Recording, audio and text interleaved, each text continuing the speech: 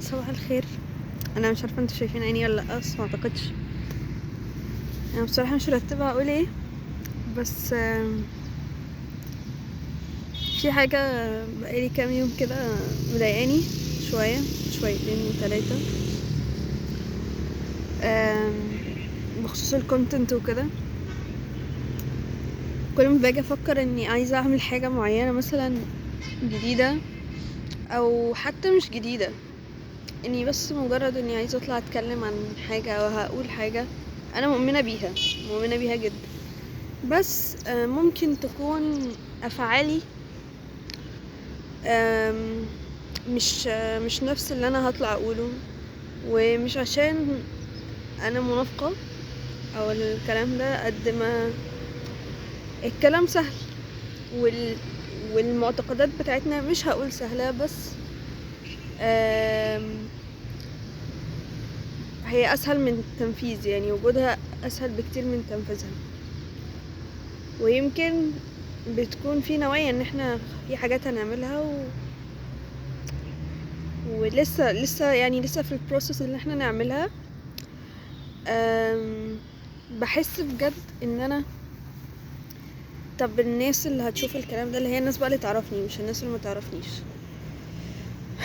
او الناس اللي اتكلمت معايا، او الناس اللي يعرفوا عني كتير زيادة عن الطبيعي وكده، هيبصوا للكونتنت ده بنظرة عاملة ازاي؟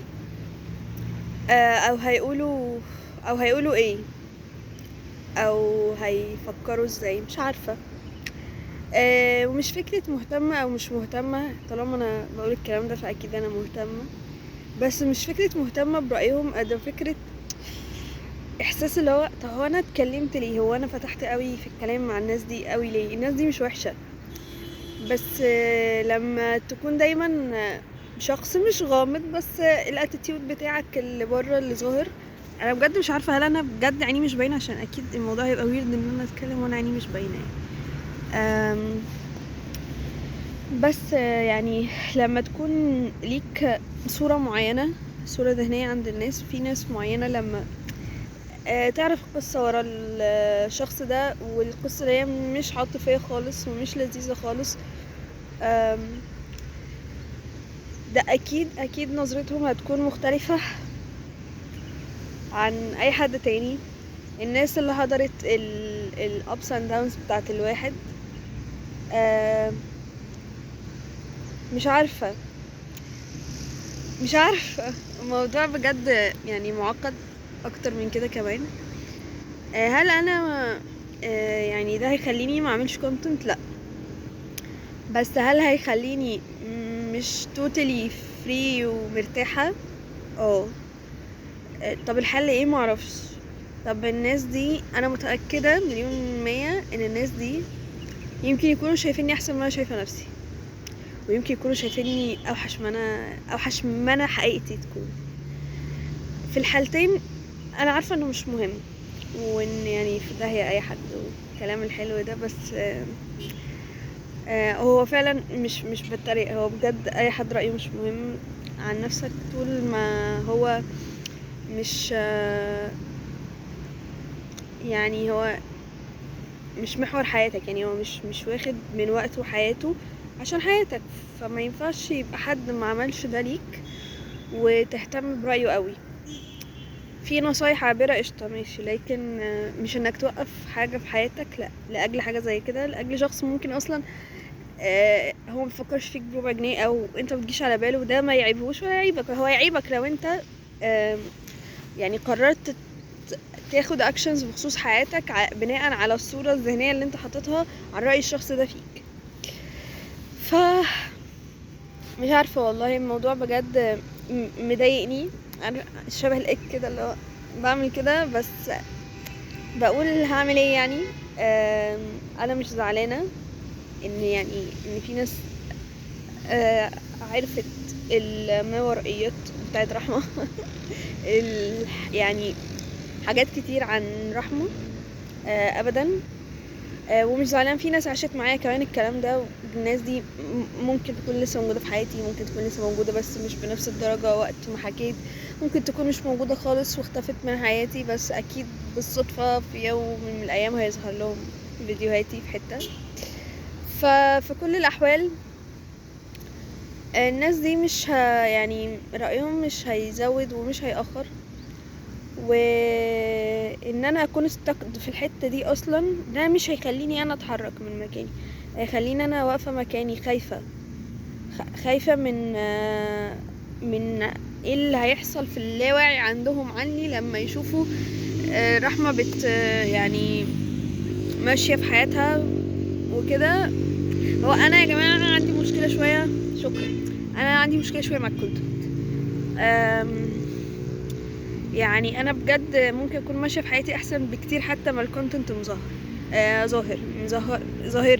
ظاهر للناس اكتر بكتير بمراحل. بس دايما في حاجات بنبقى عايزين نتكلم فيها بقى احنا لسه وصلنا لهاش، يعني احنا ممكن ما نتكلمش على الحاجات اللي وصلنا لها، بس نبقى في حاجات بجد عايزين نتكلم فيها احنا لسه نفسنا نوصل لها، نفسنا احنا عارفين الصح فين بس مش عارفين نعمله، بس عارفين الصح فين. فده ابدا ما يعيبش ان احنا نطلع نتكلم عنه ونقوله حتى لو مش عارفين ننفذه، بس يمكن حد تاني يكون في ستيج في حياته يعرف هو ينفذه لحد ما احنا نوصل للستيج دي ونعرف ننفذها. انا عارفه الموضوع اوسع بكتير وابسط بكتير ما خيالي عمال يضايقني. بس يعني اسمها ايه، فضفضة تقريبا بيقولوها كده، فضفضة. حاجات دايما، مش دايما، الفترة دي بالاخص مسكاني من رقبتي، بس انا عارفة ليه، عشان انا يعني واخدة واخدة قرارات في حاجات كتير في وقت واحد، فالموضوع بيخض، فالموضوع ومعرفش نتائج قراراتي دي ايه بصراحة، يعني دايما ببقى واخدة الستيب وعارفة، او بتراجع عن الستيب وانا عارفة 100%، اني خلاص مثلا مش هرجع للحاجة دي، او خلاص هرجع للحاجة دي بس قدام، او خلاص مش عارف ايه. المرة دي انا بجد مش عارفة، بجد مش عارفة انا بعمل ايه والقرارات دي واخداها وهوصل لايه من وراها، ولا الهوا ولا اعرف اي حاجة. بس بحاول. طب ليه بعمل كده مع انه مش طبيعي؟ بحاول اربي نفسي على ان اعيش النهارده، اعيش النهارده بجد، اعيش النهارده، واللي هو النهارده اعيش فيها الساعه مش عارفه انا في حد مش عارفه يعني ايه كل الناس دي يا جماعه، الاتنين لابسين شبه بعض بالظبط، يا دي جد في ايه؟ الاتنين لابسين نفس الجاكيت ونفس البنطلون ونفس الكوتشي، والاتنين ماسكين شنطه في ايديهم، والاتنين حاطين الكاب على راسهم. الرعب ده المهم مش مهم. انا قاعده في جنينه، مش جنينه قوي يعني، بس اللي على قدنا عشان احنا مدينه يبان ان هي فيها زرع كتير، بس اقسم بامانه الله هي ما فيهاش زرع، مدينه صعبه يعني. الحمد لله، نعمه. انا بحب المدينه دي جدا، ما بحبش مكان قدها اصلا. فالنهارده يعني انا قررت انزل اروح، المفروض امشي عشان انا بجد نسيت الناس بتمشي ازاي من كتر ما انا حابسه نفسي في البيت. بس قلت عايزه اقعد في النينه الاول. الحمد لله الميه مبهدله الارض كلها، فطبعا مش هعرف اقعد على الارض اتبل، بس لقيت مكان فيه يعني انا قاعده على نخله كده، باين نخله. ف حاسه اني يعني هعتمد المكان ده اني دايما اقعد فيه، واجي هنا كتير اشم ريحه الخضره. انا بحب الخضره جدا، انا بحب الشجر والزرع وكل الحاجات دي قوي، وبحس ان انا بجد يعني عايشه لما باجي هنا. يعني مش هنا بالظبط، انا لسه اول مره لما عامه بقعد في الخضره. يعني انا كنت بروح من زايد للازهر عشان خاطر اقعد في جنينه الازهر، معاناه يعني. انا لما بوصل اصلا كميه الحاجات اللي بشمها من العوادم بتقتلني اصلا، يعني لو مش محتاجه اروح هناك عشان اشم حاجه نظيفه يعني. هكون مت يعني على ما اوصل. انا كنت بتكلم فيه ان انا بحاول اعيش اليوم بيومه، الساعه بساعتها، يعني انا بجد اللي هو جوه اليوم نفسه، مش بفكر هوصل لايه في اخر اليوم، بفكر الساعه اللي جايه دي هعمل فيها ايه.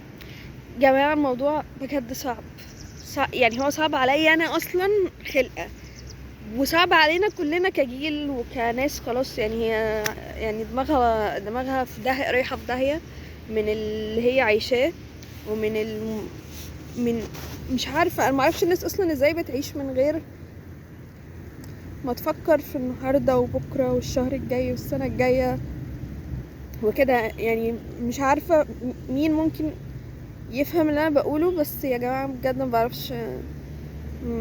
مش انا، يعني مش انا، ودي حاجة مش حلوة، لان دي حاجة بتخليني مش حاضرة، حاجة بتخليني دايما عمالة بفكر في البلان والخطة، واوكي وهمشي عليها، فمرة واحدة يحصل حاجة، فاصلا الخطة الكبيرة اللي انا عاملاها دي كلها كفكرة اصلا ما تبقاش موجودة، فاروح ادور على حاجة اروح ابدأ فيها من اول جديد. طب كنت بتعملي ايه الفترة اللي انت عمالة شغالة فيها للبلان دي؟ كنت شغالة على البلان، ما كنتش عايشة البلان. يعني انت كنتش عايشة اللي انت حياتك، كنت مستنية توصلي عشان تعيشي. فطبعا اكبر خدعة في تاريخ البشرية، وانا يعني بتتملكني الخدعة دي من اولي لاخري. الموضوع صعب قوي، نفسي اوصل لحتة كويسة. انا عارفة ان مستحيل ما تبقاش موجودة بنسبة، بس مش بالوضع اللي انا كنت فيه قبل كده. بس فانا حاليا بجد في اللاشيء، يعني بجد في اللاشيء، اللي هو انا بعمل حاجات في اليوم انا معرفش حتى انا عايزه اوصل بيها لايه، فين، منين، معرفش. بس بحاول انبسط باللي هو الانجاز الصغير اللي عملته، واعيش واحس. عشان انا نسيت، لا الحمد لله يا رب، انا راجعه من اكتئاب عظيم، وبقيت احس الحمد لله بنسبه كويسه. مش هقول الكلمه دي الحمد لله، انا بحس الحمد لله. مش عارفه، حاسه اني هل هنزل الفيديو ده؟ الله اعلم. ولو نزلته هنزله على اليوتيوب، بس مش هنزله في حته تانية. لو حد بيتفرج هو كمان متردد في حوار الكونتنت بسبب الناس اللي حواليه، كنت شفت فيديو من كام يوم ان كل الناس بتبقى مبسوطة بان انت بتعمل كونتنت ما عدا الناس القريبة منك، اللي هي دايرتك، ايا كان دايرتك دي ايه بالظبط. الموضوع غريب فعلا، يعني غريب ان فعلا لما تيجي تفكر، حتى لو الناس دي مش بتشوف ان هي متضايقة ومش متضايقة ومش فارق لها، بتلاقي ان انت الناس الوحيدة اللي ممكن تكون بسببها انت خايف تعمل هي الناس القريبة، مش الناس البعيدة، مش الناس اللي متعرفكش. الناس القريبة، الناس اللي ممكن هتجادج عليك حتى لو مش هتواجهك، بس انت عارف ان هم هيجادجوا عليك عشان هم شافوا منك جوانب كتيرة. بس actually يعني احنا بني ادمين وعندنا جوانب كتيرة، واللي يفتكر ان اللي طلع في الكونتنت بس ده الجانب اللي احنا بندعي ان احنا هو، فيبقى اهبل بصراحة يعني. فبس اتمنى لو متردد او مترددة انك تعملي كونتنت بسبب نفس الاسباب، جو اهيد، محدش عندك حاجة، محدش اصلا مهتم ولا حد مركز ولا حد واخد باله، واللي مهتم ومركز فهو تافه مش عايش حياته. واللي هيجادج عليكي حتى لو مش مهتم ومركز، بس just for ان هو او هي عارفين حاجات عنك او عايشوا معاكي حاجات في اوضاع كانت مختلفة بالنسبة لك، او انتي كنت فيها مش كويسة او كنت فيها كويسة، او ايا كان، بجد مش مهم، والله مش مهم. مفيش اي حاجة مهمة غير انك تحاولي تعيشي حياتك، تحسي بالزرع، تلمسيه كده، تحسي انك عايشة. بس باي.